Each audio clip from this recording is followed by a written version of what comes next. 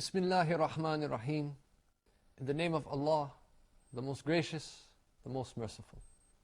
All praise is due to Allah, and may His peace and blessings be upon His last messenger Muhammad, and upon all those who follow the path of righteousness until the last day. We welcome you once again, dear viewers, to another episode on the Hereafter, another in a series of Islamic programs presented to you by Sharjah Satellite Television from Sharjah in the United Arab Emirates.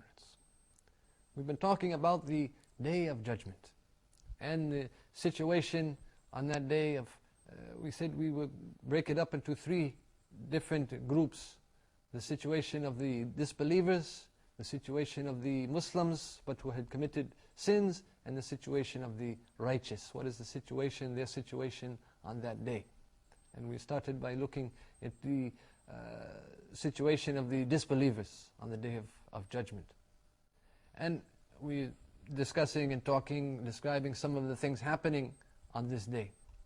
We mentioned hadith of the Prophet, may God's peace and blessings be upon him, in which he said, the sun would descend on the creation the distance of a meal.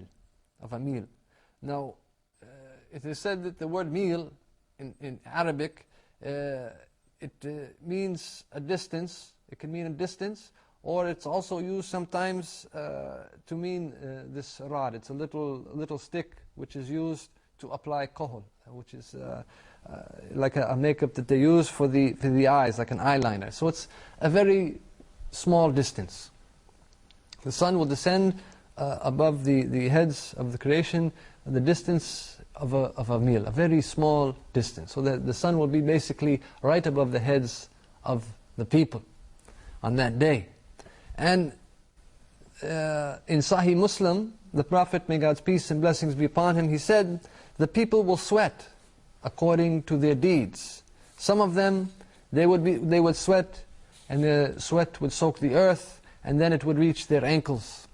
And some of them, their sweat would reach their knees. And some of them, the sweat would reach their shoulders. Some of them, the sweat would reach their necks. And some of them would be drowning in their sweat. So, the worse the sins are, the worse that the sins are that the person had committed, the more of the sins, and the worse the sins are that the person committed, the more that person would sweat. Because they are suffering from the heat of the sun. They are suffering more from the heat of the sun. But the righteous people on that day are under what? The righteous people on that day are under the arsh of Allah. They are under the throne of Allah.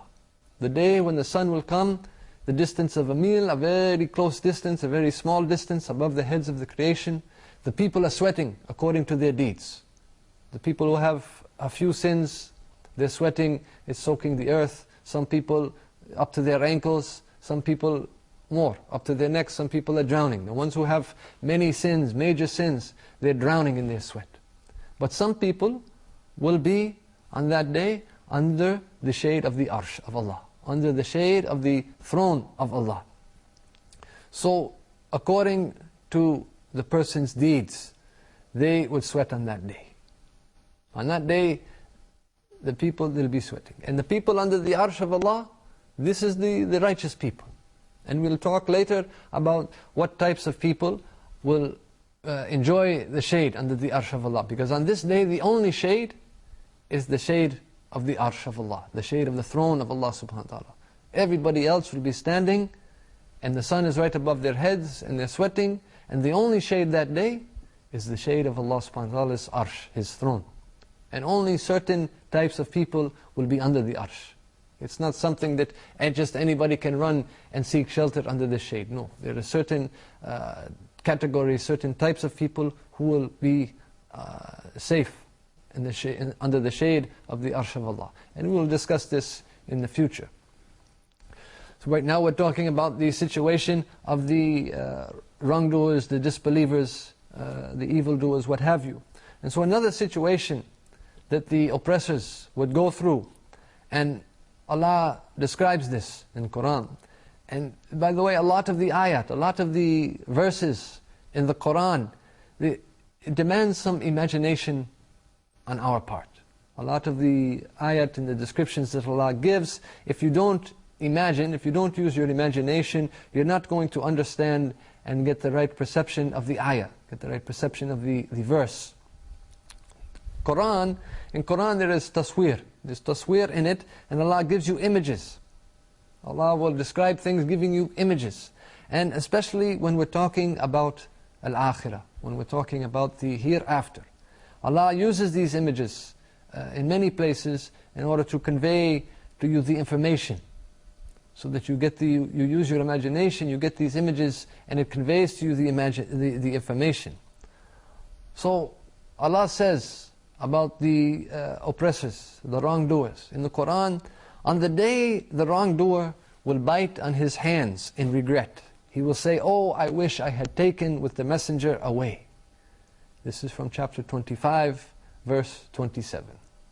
Allah tells us the wrongdoer, the oppressor, the evildoer, on the day the wrongdoer will bite on his hands in regret. Out of regret he's biting on his hands. And he will say, "Oh, I wish I had taken with the messenger away." Now, when you are in an extreme state of regret, you're regretting something very much, in an extreme state of regret, you could bite on your finger. And you feel pain. You're biting on your finger, you feel pain. Allah did not say, in this verse, Allah did not say that these people are biting on their finger. He did not say that they're biting on their fingers, many fingers. And Allah did not say that they're biting on their hand. Allah said they're biting on both hands. Allah said when the wrongdoers would bite their both hands, bite on their hands, both hands, not just one, both hands. So imagine the scene of somebody pushing his hands, both of his hands, into his mouth, and crushing, biting down and crushing on the bones and the flesh, and tearing the hands apart, and not feeling the pain of this. That person, on the day he's pushing his hands in his mouth, both of his hands, biting down on his hands in regret, crushing, cutting through the flesh and crushing the bones and what have you, and not feeling the pain, because the pain of regret is more. The regret the person on that day is feeling is so great that they're biting on their hands, both their hands, and they're not feeling that pain because the pain of regret is more intense, is more. Even though regret is psychological pain. But imagine that there would be so much regret for these people that even when that person bites both of their hands, that physical pain that they feel when they bite both of their hands, the physical pain that they feel would be less than the psychological pain that they are feeling because of the regret that they have in their hearts. Why? Why are they feeling regret? Because I wish that I had followed the messenger. Oh, I wish that I had taken away with the messenger. I wish that I had followed the messenger. What are they regretting? That they didn't follow the messenger, the Prophet Muhammad, may God's peace and blessings be upon him. That they didn't follow him, they didn't follow the message with which he was sent. And due to that regret, on the day of judgment, they're putting both of their hands in their mouth, biting their hands out of regret. And that physical pain of biting on both of the hands is less than the psychological pain of regret that they are feeling for what? For not following the way of the Prophet Muhammad, may God's peace and blessings be upon him. Allah says, and the day the hour appears, the day that the hour appears, the criminals will be in despair. This is chapter 30, verse 12. The criminals, the disbelievers, the ones who rejected faith, they give up. They will be in despair. And they will just give up. There's no argument. On that day, there's no argument. Who are you going to argue with? Who will you take your case to? Who are you going to argue with? When you see the truth, when you see the haqq, on that day when they see it, they're in despair. They'll give up. They know there's no who to argue with. Who will I go to? They will completely lose all hope. And we see, as in the previous ayah, the regret, the pain of regret that they will go through.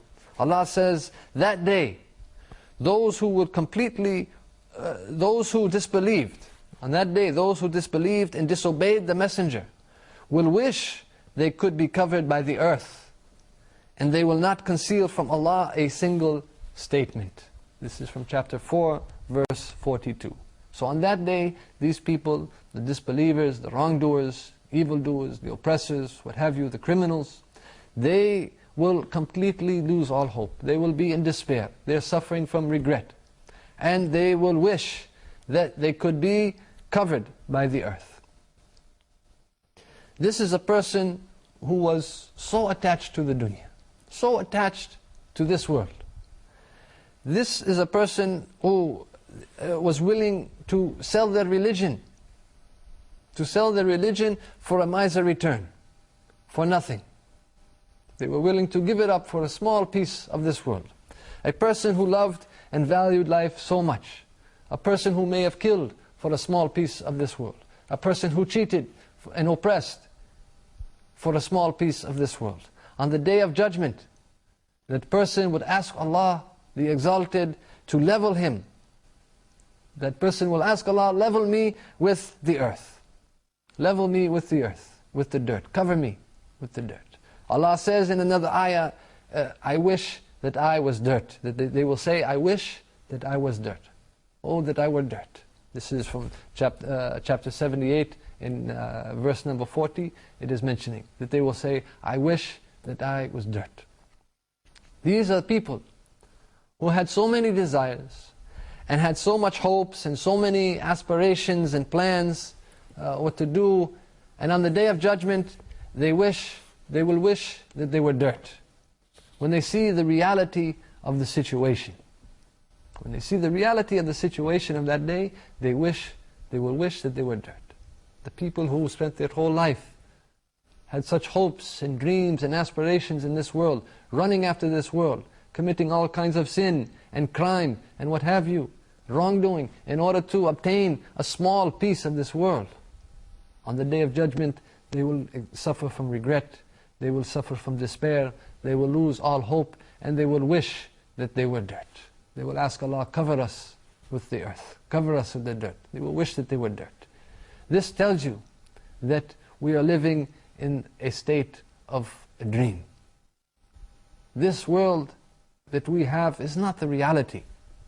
This world that we are living in is not the reality. We were not created for this world.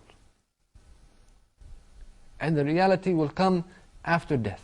The eyes will open and we will see the reality. But then it is too late. So the next section that we want to talk about in regards to the situation of the disbelievers on the Day of Judgment is the voiding of deeds. This is some of the sufferings that they will, the disgrace and the degradation that they will go through on this day.